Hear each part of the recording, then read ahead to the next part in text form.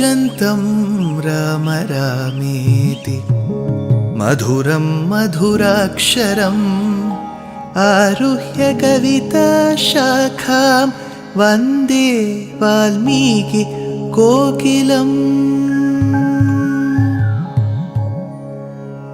रामाय रामभद्राय रामचन्द्राय वेधसे रघुनाथाय नाथाय सीताया पतये नमः।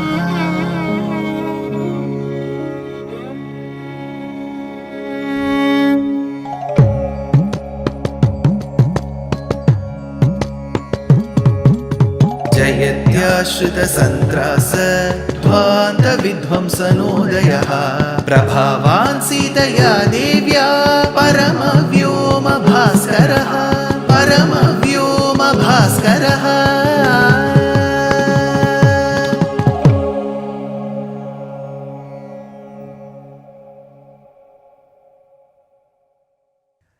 श्रीमते निगमान्त महादेशिकाय नमः। Rama, while entering Mithila, in its outskirts called Mithilopavanam, gives Vimochanam, Shapa Vimochanam to Gautama Patni, Shatananda's Mata, Ahalya. So this has been put together in a Churunika, a passage by Vedanta Deshika, who states, Jadakirana Shakaladhara Jatila Natapati Makutatata Natanapatu Vibuddha Saridati Atibakula Madhugalana Lalitapada Nalina Raja Upamridita Nijavrijina Jahadupala Tano Ruchira Parama Munivara Yuvati Nuta. So she was given emancipation. The moment Janaka sees Rama and Lakshmana, he inquires who these two warriors were. That is when Vishwamitra says that these two men, these two young men, Rama and Lakshmana, who are a combination of good looks. They have eyes like the petals of a lotus flower. They have the good looks of Ashwini Kumara. They also have Upasthita Yauvano. They have the right age. As well as they are people who can fight well. They have the sword and the scabbard with them. They have the right kind of dhanush, which is the bow and the arrows with them. They also have the courage equivalent to the celestials with them. So good looks and courage. Besides that, what are the qualifications that they possess? They are the sons of the great famous king Dasharatha. What are the other qualifications? They have been raised and nurtured by Vasishtha, who will teach them good character. So after having told this, he also mentions that Rama was instrumental in giving Shapa Vimochanam to Ahalya. Sangata Munina Patni Bhargaveneva Renuka. So Bhargavena Renuka. So Renuka was brought together with her husband Jamadagni by Parashurama. Parashurama was instrumental in bringing the two together. But how was that incident? That incident was because his father said Parashurama beheaded his mother. Later he seeks a boon from his father that he should bring Renuka back to life, and then brings Renuka back to Jamadagni. So this was not an anugraham, it was a prayaschittam. So one Rama called as J Rama, Jamadagni's son Rama, brought the mother and father together, but that was prayaschittam. But here is D Rama, Dasharatha Rama, who did anugraham to Ahalya and Gautama by bringing them together. So this is where at this juncture only Shatananda mentions a life history of Vishwamitra and tells Rama as to how great Vishwamitra is. But I have already narrated that to you. So you cut and paste that narration here. Now, as Rama enters Mithila, from the outskirts he reaches Mithila Pradesham. So he walks by the streets where there are shops, then he goes by the residential areas. So as he enters, the Tamil poet says that the flag of Mithila was fluttering high in the sky. He doesn't stop there. So the flag was fluttering as if to tell Rama, Rama, please come inside. Your best life partner, your better half is waiting for you. Come marry her and take her to Ayodhya. You should know that flags don't speak. They are insentient in nature. But in poetry, the poets will make even the chairs and sofas talk and the flags sing. So, Ollaivai என்று அழைப்பது போன்றதம்மா, says the Tamil poet. He says, the flag was telling Rama, come inside, your better half is waiting for you. This is one way. Second, in Valmiki's Adikavyam Ramayanam, we don't have any incident in Bala Kandam where Rama and Sita met prior to the marriage. Till their marriage, they had never met. It was a simple, assisted or arranged marriage. But our transcreations don't leave it just like that. Be it the Tamil poet, be it Tulsidas ji in Ramacharita-manas, they go one extra mile and describe how the both of them met before the marriage took place. So let us go through these two versions. One, when Rama walked into Mithila, there was a little low-hanging balcony and Sita was playing with her friends. So one of the flower balls with which they were playing went very close to the low-hanging balcony. So the friends asked Sita to go and pick that ball up. So with the jingling sound of her anklets, she comes running. So to Rama, who was passing by that street, he heard the jingling sound increase. So he wanted to check who runs in such a beautiful rhythmic fashion. So he put his head high and checked who that lady could be. On the other hand, this was a less habited street. Nobody would pass by that street. So Sita had an intuition that somebody was walking by that street and trying to look at her. So she immediately put her head down to check who that person could be. As she looked down, as Rama looked up, their eyes met. So he says, எண்ணலும் நலத்தினால் இறைகள் நின்றொழி கண்ணோடு கண்ணினை கவ்வி ஒன்றை ஒன்று உண்ணவும் நிலைப்பெறாத உணர்வும் ஒன்றிட அண்ணரும் நோக்கினான். He saw her too. அவளும் நோக்கினாள். She too saw him.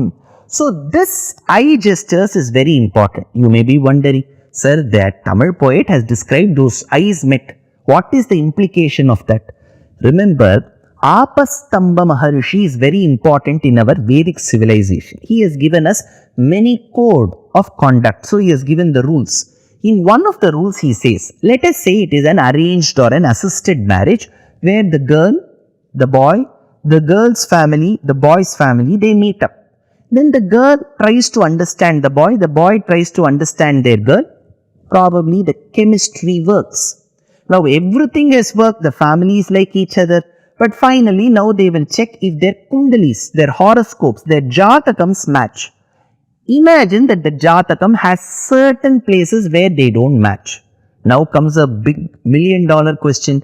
Everything else works. The girl likes the boy likes the girl. The girl's family likes the boy's family likes the girl. The girl's family and the boy's family like each other. Every permutation and combination works except jatakam. Then what should we do?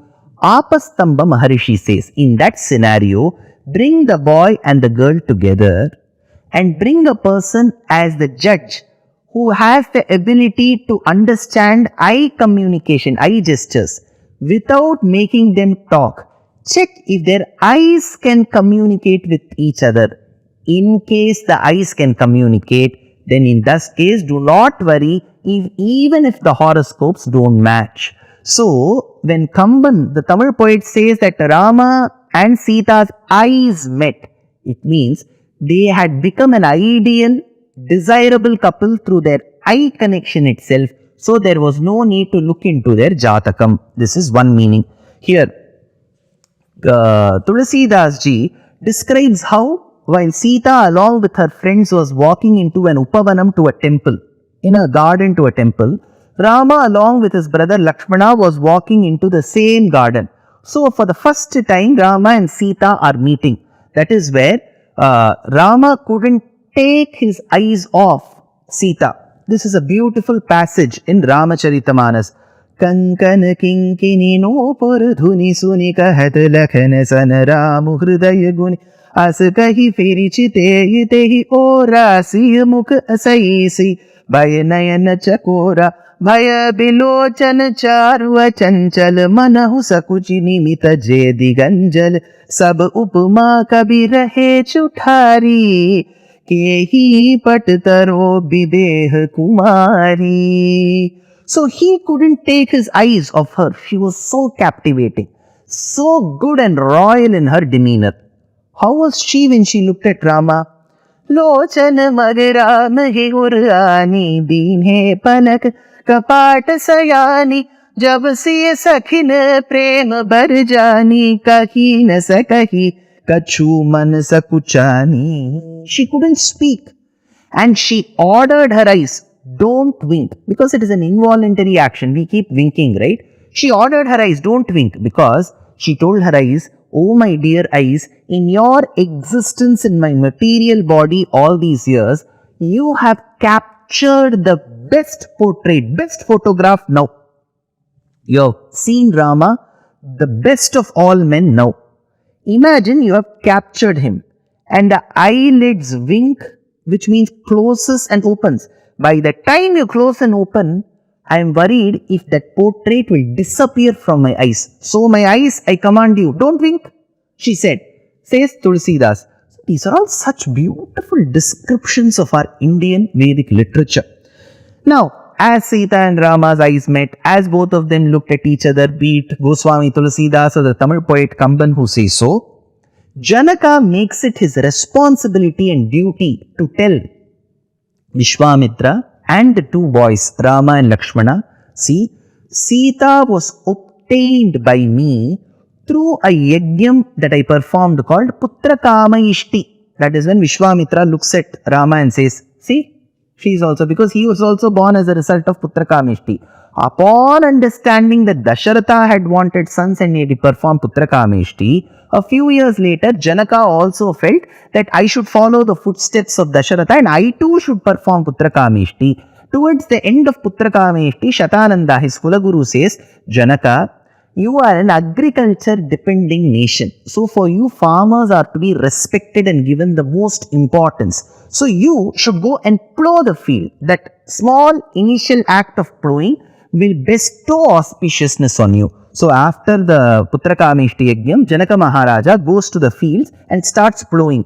As he plows a certain distance, the end of that plow, hull, that particular end gets caught in a string which is attached to a casket, a small casket in which there is a little girl whose face is like that of a blossom lotus, whose eyes are like the blossom lotus, whose hands are as pinkish as the petals of the lotus, whose feet are as tender and soft as the lotus petals. So he imagines that this child is a God-given gift. And she was born as a result of the tip of the plow touching that casket. The tip of a plow is referred to as Ta-si. Since she was born as a result of Ta-si touching, her name was Sita, the rivers of Ta-si.